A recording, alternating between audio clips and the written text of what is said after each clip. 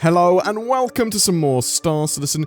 We have lots of movement on Star Citizen now for 3.18, new updates and playtests. Let's check in with the state of that PTU. A new 3.18 PTU patch and a hotfix were released over the last couple of days. With the hotfix, Cloud Imperium said a 3.18 PTU hotfix has been rolled out non-destructively to new servers to address the top dedicated game server crashes. Cloud Imperium were also planning to run Jumptown 2.1 later today at time of recording, so today is Thursday the 26th of January. That's going to be on those PTU servers for 3.18. The Jumptown 2.1 event expands out the points of interest, doubling them in size, making a huge amount of changes to the structures there, and there are now 2 dispensaries at those facilities that are both operational when the event is running. Also, something that's going to make a lot of players happy, the PTU account copy is now enabled for 48 hours for Wave 1 testers on 3.18. So it's been disabled for a while, which sort of prevented new players from copying their account across to 3.18 on the PTU and actually being able to participate in those tests. So if you are in the Wave 1 PTU test and you have yet to copy your account across, do it now. So let's take a look at the latest Star Citizen now for 3.18.0 PTU patch that they've just released. They've abandoned the lettering system for these patches. They're now just got loads of numbers after them. But this is the latest one. It came out on the 24th of January. Prison kiosk location change. They moved ore and contraband kiosks into the mines. There is now 3 in the first chamber of each mining route rather than just at the entrance to the hub.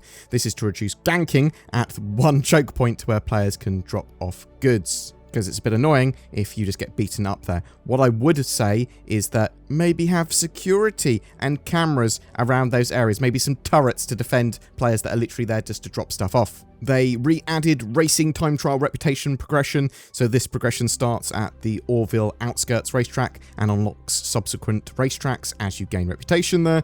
Reputation earned increases based on medal bracket that you've earned. Bug fixes, so they have fixed a load of stuff. Crypt gear was lost when players died in armistice zones. That's been fixed. After a player bedlogged and then initiated a character repair, it created duplicate starship components in your inventory. Mission NPCs didn't always record their kills for, completing the missions. There were replace me textures present on the Asperia blade. Players spawned in prison with weapons and armor after dying with a crime stat. Ship beds didn't always have the personal inner thought options to interact with. Players were unable to complete bunker missions. Stormworld plushies were in the Kelto shops. Cooled food shelves, which they're plushies. They're not supposed to be there. Madness. Once a derelict mission had been complete at a settlement, AI wouldn't respawn there, and then the next person that turned up trying to do a mission, they just have it sort of completed. Players could get stuck between the inner corner of a wall and the foliage of a plant pot.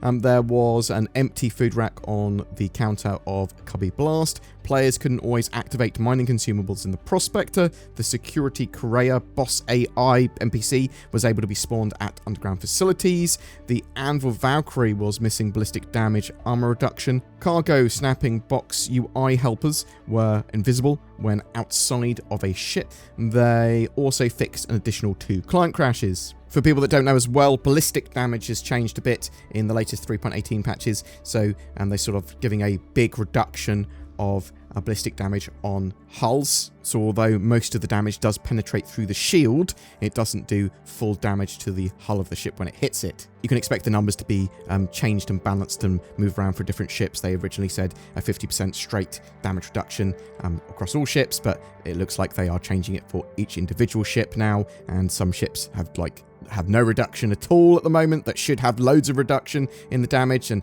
other ships have got tons of reduction when they shouldn't have any, and that's we'll have to wait a little while for it all to get balanced out. I'm in 2 minds about the 3.18 patch. It's been a really long road, and delays we've had with the patch have been disappointing. I want Cloud Imperium to move quickly with getting more content out and more accurate with their sort of plans and targets. That would be nice.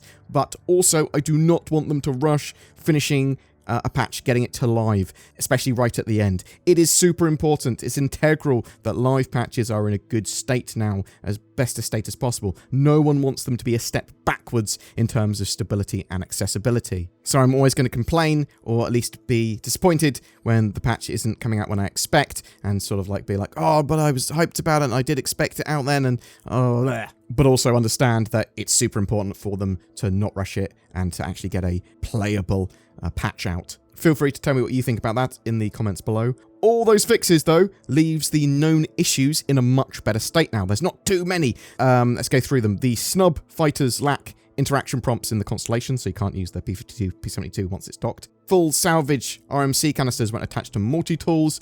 Scanning doesn't show advanced statistics and details. Elevators and trams are jittery. Salvage hull scraping with the Nomad Carrack and Hercules C2 has some issues. Salvaging some ship wreckages erroneously gives no material text and then don't let you salvage those bits.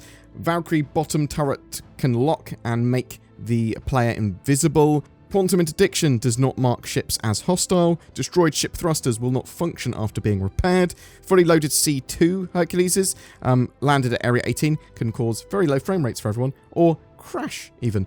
When flying near another ship, can sometimes sort of hit an invisible box or thing that kicks you up in a random direction. Cargo is invisible in multiple ships after being purchased as well. That is much more of a manageable set of issues, and only a few of them are actually major. There's some other ones as well that they haven't got listed, both mostly little minor ones, but there's a couple of annoying things with stability and problems there, and with a couple of missions. So we could be getting that open PTU for 3.18 anytime now. It looks like that's what Cloud Imperium plan for us to have by the end of January now. They haven't said anything yet, but because it's only a few days left of the month, I think it's very unlikely we're going to get that live build out now, even though I've been pretty hype and bullish on it. But as it is only a few more days, I do think it's very unlikely that we'll see 3.18 live by the end of January now. So expect it by mid-February, and that's what people seem to be suggesting. I mean, some people have said, well, it's going to be the end of Q1 patch will be 3.18 now, but I do think it will be released before then. Cloud Imperium are trying to push it out the door as quick as they can. But damn your eyes, CIG. If you want accurate dates and releases, sort of listen to my editor, Zin. She seems to have that nailed down and be significantly more accurate than I am with expected dates. We've got a lot to look forward to, though, over the next couple of days and the weekend. So beyond a possible 3.18 open PTU and Jumptown 2.1 being run on those PTU servers, we also have the Red Festival and the Siege of Orison on the 3.17.5 live servers currently. And Inside Star Citizen returns today with the Turbulent team looking at new derelict locations coming with 3.19. And they're also taking a look at updates with Lorville 2.0 and where they've got with that as well. So some exciting stuff there. Friday, Star Citizen Live has some heavy hitters with like people like Todd Pappy to talk all about Alpha 3.18. So these episodes, they normally go, bam, this is what's going on with it. These are the problems we've had it. They answer a load of questions. And they also take a bit of a look at what they're working on for the next major patches too, sort of. Or at least what the work they're working on will evolve into for the next major patch, if you see what I mean. Cloud Imperium are still looking for questions for that Star Citizen Live. I will link the thread below. The top questions, though, currently are, right now, service beacons seem to be used mainly for ambushing unsuspecting players. With the introduction of physicalized cargo and soft death in 3.18, it brings some new gameplay for piracy as well, where we see some updates to the service beacons and rating system to help make security and medical beacons more reliable. And what can we expect next? Another question, what are some of the persistent entity streaming cleanup rules? Any special cases around cities, bunkers and stations? Does it work like we've assumed and prioritize keeping more relevant and bigger items like ships, then armor or armor and weapons, then food? Does it prioritize full and useful food items over empty cans? We see the beginning of crafting in the Drake Vulture as a placeholder for future crafting. What are your ideas to what crafting will look like in the very near future? With the Reclaimer now being a useful ship in 3.18, are there any plans to add its much needed docking capability in the near future? What has been the biggest challenge in getting persistent entity streaming out the door? Could we get a breakdown of new armor and shield systems and the thoughts behind that? Will persistent entity streaming enable players in the future to continue exactly where they left the game the last time they played? If you've got some questions you want answered about Alpha 3.18, then go jump on that thread. I will link it down below. You can upvote questions that you like the sound of. You can add your own. Always just double check to see if a similar question has already been asked. And it's typically, but not always, the top few questions that will get asked during that show. They do sort of vet the questions so they are appropriate and they can actually answer them. Boom! That's it for your Star Citizen 3.18 updates and what's coming later this week. I'm really interested to know your thoughts here too. Is there a small chance that you think 3.18 could go live by the end of the month? Or is it even an open PTU far too optimistic now? Are you looking forward to the new Jumptown 2.1 event? What questions do you want answered about 3.18? What features are you expecting for 3.19? Whatever your thoughts, I'd love to hear from you in the comments below. Using my vast powers of deduction, I have deduced that you may have eyes, and to make use of those, you might want a Tobii eye tracker. They're 15% off until February 9th. They're natively supported in Star Citizen for eye and head tracking. Ooh, I can look around everywhere. Check out my links below for that, or go to tobii.gg/BoredGamer to get that fantastic deal. Ooh. It's a new year, time for resolutions, a brighter future. I'll make myself better each day. Or I could just stay at home and play computer games. But what if someone steals my house or bank while I'm otherwise preoccupied on the internet? NordVPN.com/BoredGamer. It's probably the best VPN deal of 2023 already. Not only does it provide security, anonymity, and accessibility on the interwebs, but I haven't heard of anyone with NordVPN having their house stolen. Thanks, NordVPN. Now no one will know what type of degenerate anime I watch. Get NordVPN, you filthy animal. You deserve it. Every month we have a ship giveaway. For January, we are giving away an Argo Raft, the reinforced advanced freight transport ship. A dedicated cargo hauler that should see some additional gameplay in 2023. This also comes with a Star Citizen game package and lifetime insurance. All you need to do to be in for a chance of winning that is comment on any of my videos made during the month. More details in the description below.